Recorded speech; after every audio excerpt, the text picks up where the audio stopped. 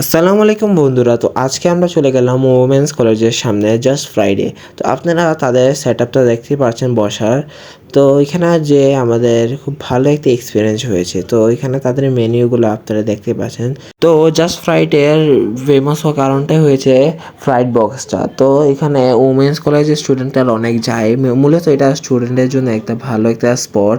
তো আপনারাও চাইলে এখানে যেতে পারেন। এখানে ডিজাইনটা, ইন্টেরিয়র ডিজাইনটাও খুবই ভালো, সুন্দর। তো ওদিকে যে আমরাও অর্ডার করে দিই জাস্ট ফ্রাইডে ফ্রাইড বক্স।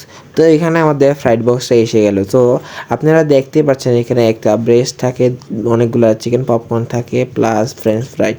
তারপর এটা এখানে আমরা ড্রিঙ্কসের ভিতরে অর্ডার করে দিই একটা লেমন ফিজ এবং একটা কোল্ড কফি। তারপর আপনারা দেখতে পাচ্ছেন ব্রিস্টের সাইজটা কীরকম। তারপর আমরা ফ্রেঞ্চ ফ্রাই দিয়ে শুরু করলাম জাস্ট ফ্রাইডের বক্সটা। তো ফ্রেঞ্চ ফ্রাইটা ভালোই ক্রিস্পি ছিল।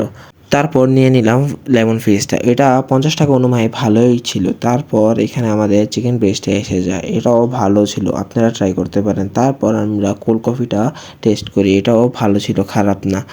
তারপর এসে যায় চিকেন পপকর্ন। তো আজকে ভিডিওটা এটুকুই। আসসালামু আলাইকুম।